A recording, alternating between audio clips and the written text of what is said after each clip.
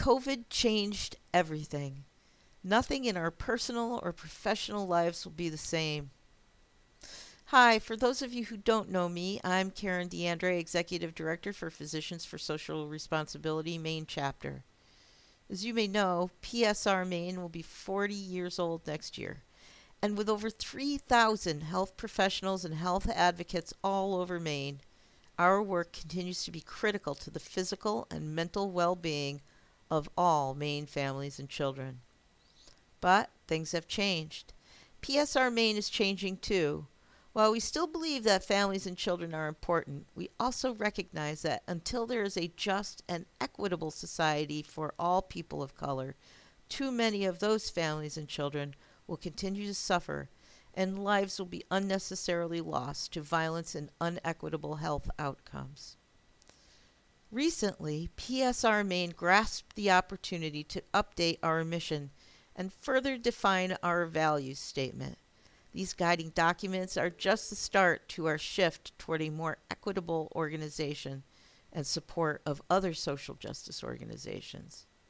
We recognize that to be truly authentic in our work toward a more just and equitable society, we also need to move toward a more equitable organization. That work started with the changes in our mission. What will not change about our work is that we will still focus on our three primary areas: nuclear weapons abolition, climate change, and toxic chemicals and how they impact health. What will change is how we relate to our focus areas.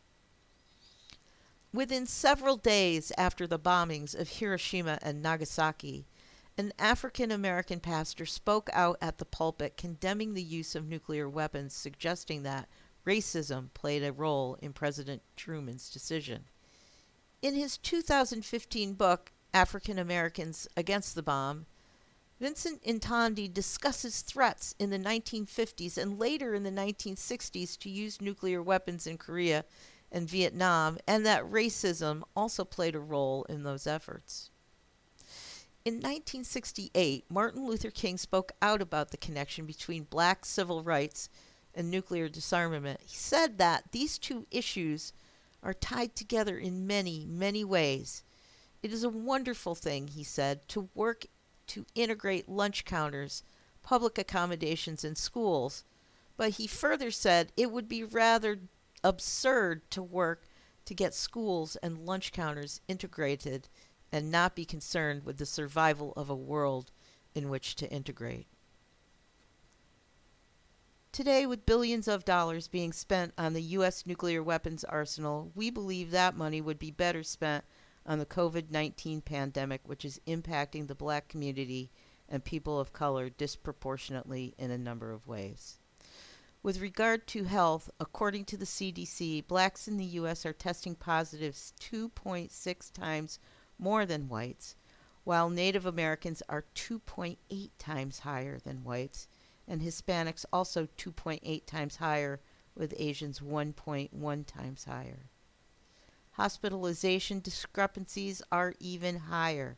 As an example, black hospitalizations are 4.7 times higher than those of whites. And when it comes to climate change, there are also many ways in which it impacts people of color. White Americans experience better air quality while their activities create the most pollution. Economically, blacks and people of color live in some of the poorest counties, which are being hit hardest by climate change. As an example, a study by the Joint Center for Political and Economic Studies found that more than 30% of black New Orleans residents didn't own cars when Hurricane Katrina hit, making it almost impossible for them to evacuate. Afterward, many were unable to afford to return home. The concept of environmental justice dates back at least to the 1960s. Being poor and black in the U.S. puts you at greater risk for exposures to industrial chemicals linked to disease and even death.